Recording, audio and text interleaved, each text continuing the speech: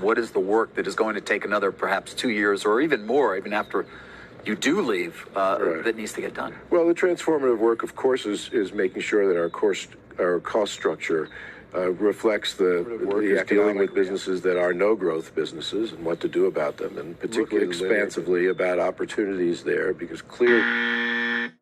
On July 12th, we learned Bob Iger, Disney's CEO, accepted a 2-year contract extension. He replaced Bob Chapek last November after mock retirement in 2020. Recall, Iger maintained his Burbank office, lobbied for reappointment, and regularly undermined Chapek throughout our time at home period.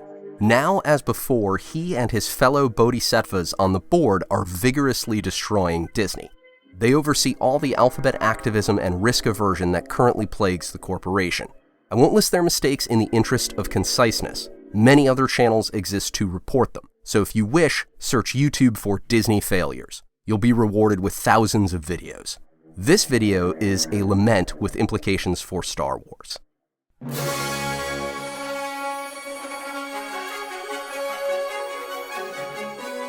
Welcome to Galactic Initiative. I'm your host, Jeff. Recently, I've published a wave of negative takes, from Indy 5 to Star Wars shrinking audience.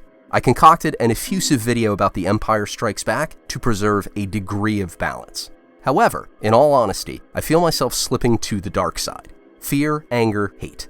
I fear Star Wars and other classic IP have been soiled and won't recover. I'm angry about identity politics spread by exploitative elites, from their mansions, lake houses, private beaches, and mountain villas. I hate people who seek to diminish fictional heroes. Luke, Han, Lando, Indy, Kirk, Spock, Batman, Superman, Thor, Falcon, Doctor Strange, G.I. Joe. Their hit list expands with most releases from American studios. Here we find Bob Iger with his once family-friendly brand.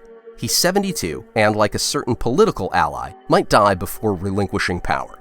Monopolization and recycling are his ways. He ascended from college weatherman to head of ABC Entertainment in just 17 years. When it purchased ABC, Disney retained Iger as president and COO. He secured the same title at Disney in 2000. 5 years later, CEO. 6 years later, chairman of the board. He cultivated quid pro quo relationships with executives at Apple, Nike, General Motors, JP Morgan, Procter & Gamble, Citibank, Meta, as well as the Obama administration, to take seats on Disney's board. All the current members, all his rubber stampers, were elected in the past 8 years with his blessings. He is a marketing, public relations, and acquisitions expert, but he's not a creative type. I'll address the problems with Iger's rule over Disney. Then I'll flip the problems into ideals, all-around goals. In other words, I'll speak of the ruin, what is being shoveled by Iger, what is not true, followed by the same issues as general principles, what was, what should be. Finally, I'll cover the effects on Star Wars. That won't be necessary. We need a statement, not a manifesto. Iger and his ilk believe wealth and power equal virtue. Consider the ego to deceive oneself that lucrative career paths like media or sales somehow bring enlightenment. Consider the hubris of Hollywood, in particular, to sell morality plays. During his tenure, Iger's pontification has worsened from, "I'll use my position to signal my embrace of identity politics," to, "I'll turn entertainment into a vehicle for identity politics," to, "I'll turn my corporation into a platform for identity politics." If you're unfamiliar, identity politics uses traits such as race, ethnicity, religion, and gender to differentiate and uplift subsets. Its message appeals to many by excusing undesirable circumstances and promoting equity of outcome. Ironically, its message has been hijacked by elites to ease consciences, grant social status, and play the ESG game. That is a most illogical attitude. We're witnessing the results of Iger's ego today. To secure his reputation, to be on the right side of history, as the catchphrase goes, he's eliminated all dissenting voices, forsaken the profit motive, and sunk unsinkable franchises. But in keeping with his peers, he hedges his bets. He wishes to cement a progressive image, the enlightened millionaire. Yet he and his board members would rather recycle existing IP than chance new IP. The contradiction between progressive and conservative is lost on them. They visit the same well again and again. But to canonize themselves, they drop identity politics into it. Unsurprisingly, identity politics hasten the well's depletion as global audiences reject the message. When their buckets come up empty, they seek another established well and repeat the process. Disney's era of innovation is over. Its latest films, The Little Mermaid, Elemental, and The Dial of Destiny. Its latest high-profile Disney Plus exclusives, Mando 3, Peter Pan and Wendy, and Secret Invasion. Elemental is the only original or non-sequel. All underperformed. All feature identity politics, casting or writing or both. Mostly phylogeny and misandry. I've watched 5 of 6. They range from bad to terrible. Iger at the helm. In response, I declare, entertainment isn't messaging. Escapism isn't a crime. Masculinity isn't toxic. Heroism isn't identity. And progress isn't a zero-sum game. Both fictional and real-life heroism aren't defined by attributes that categorize and divide. They are defined by action and thus aren't exclusive. They are inclusive or all-encompassing. Anyone can be a hero, though adherents of identity politics would have you believe otherwise. So, entertainment's primary purpose is entertainment, enjoyment. Escapism is beneficial in moderation. Masculinity is desirable. Heroism is action. And actual progress is a positive-sum game, a win-win. Entertainment can inspire critical thinking, discussion, and ultimately societal change when cleverly produced for a wide audience. In my experience, nuance trumps naked idealism and judgment. Nothing grows from sanctimony and hypocrisy. Why would we look to show business as a beacon of morality?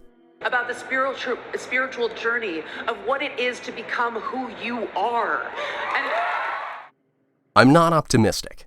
As a fan, you understand the dark side, the fear, anger, and hate. Bob Iger thinks he bamboozled George Lucas to acquire Star Wars. To him, it's former competition, present soapbox. When confronted with his own defeats, he peacocks. For example, his halt to Star Wars films in 2019. He endorsed the sequel trilogy and Galaxy's Edge, so he was responsible for their failures. But he shifted blame and sought credit with an obvious announcement. We will take a pause, some time, and reset. There will be a bit of a hiatus. His insincere mea culpa focused on content. Too much, too fast. No acknowledgement of his role in all proceedings. Last week, he offered the same excuse for Marvel, saying, "Not only did they increase their movie output, but they ended up making a number of television series, and frankly, it diluted focus and attention." Nothing about storytelling and quality, eh? Cassie's also going to have to fight MODOK and try to convince him to join their side. Well, it's going to be hard to convince such a bad guy to help out. Yeah, she's going to be like, don't be a d***. And so, that works immediately. Last November, he defended recent narrative themes for Disney, Pixar, Lucasfilm, and Marvel as necessary for inclusion, which in corporate speak means alphabet soup. Hard to explain decreasing share price, tickets, subscriptions, audience approval, and merchandise sales to a guy who's never made a mistake. Hey, I found a real theme. When Star Wars craters, he regrets the loss of prestige and vehicle, not revenue or supporters, because his mission, his virtue, transcends money. And in a sense, he's correct, thanks to his personal fortune and unchallenged leadership, which frees him from performance standards. Read his memoir. The implications for Star Wars are more of the same. More diminished heroes, more identity politics, more peacocking. He can't be trusted with the IP. Kathleen Kennedy, an ideological ally but an inherited obstacle to Iger, will not go quietly. He'll push her into the crosshairs as often as possible, though they share an agenda. Together, they could take down the entire franchise by 2026, when Iger will receive another contract extension if he so desires. Many pray for Kennedy's departure, but an Igerian successor wouldn't, in all likelihood, be chosen for knowledge and imagination. Careful what you wish for. I miss the days when customers, entertainment, and income mattered. Thank you for watching. Share your thoughts with a comment. Check out Galactic Initiative for all things Star Wars. Galactic Initiative is not authorized or endorsed by Lucasfilm Limited. The name Star Wars and all related materials are registered trademarks of Lucasfilm Limited, a subsidiary of the Walt Disney Company, all rights reserved. Galactic Initiative is a registered trademark, and other product and company names are trademarks of their respective holders. Use does not imply affiliation or endorsement.